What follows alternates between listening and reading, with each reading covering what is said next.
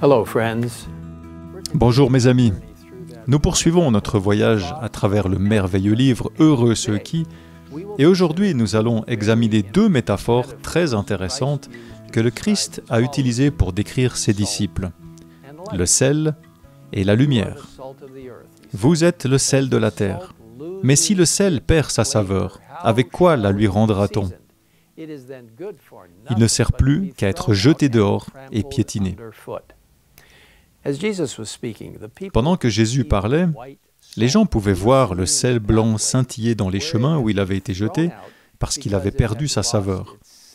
Une image très claire de ce que le Maître disait.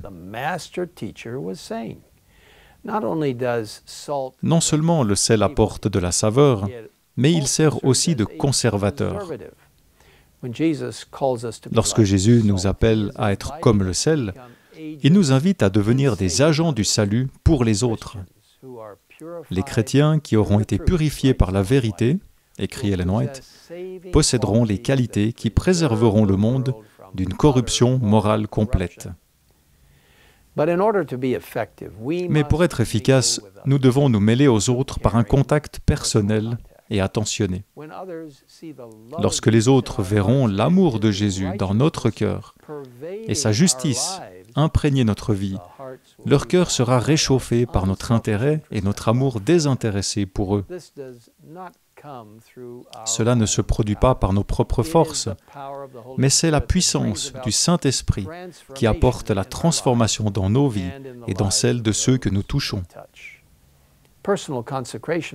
La consécration personnelle au Seigneur est vitale. Nous lisons « Sans une foi vivante en Jésus, notre Sauveur personnel, nous ne pourrons pas exercer notre influence sur le monde incrédule. Nous ne pouvons donner aux autres que ce que nous possédons nous-mêmes. Notre influence pour le bien et pour le relèvement de l'humanité est proportionnée à notre piété et à notre consécration. »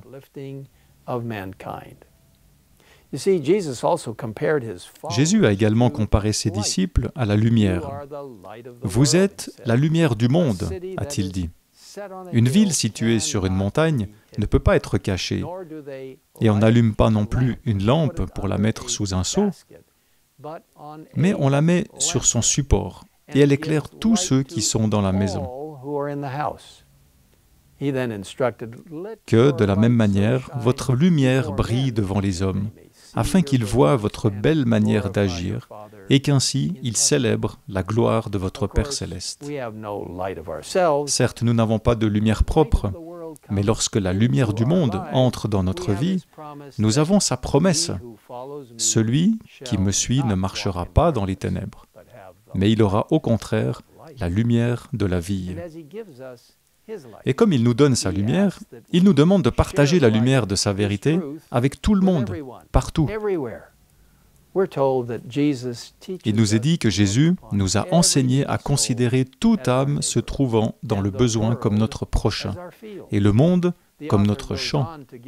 L'autrice poursuit avec ce conseil: si l'Église du Christ accomplissait la volonté du Seigneur, la lumière brillerait sur tous ceux qui sont dans les ténèbres. Au lieu de se concentrer sur eux-mêmes et de refuser égoïstement de porter leur croix, les membres de l'Église se répandraient dans tous les pays pour y faire luire, comme Jésus lui-même l'a fait, la lumière de l'Évangile du Royaume.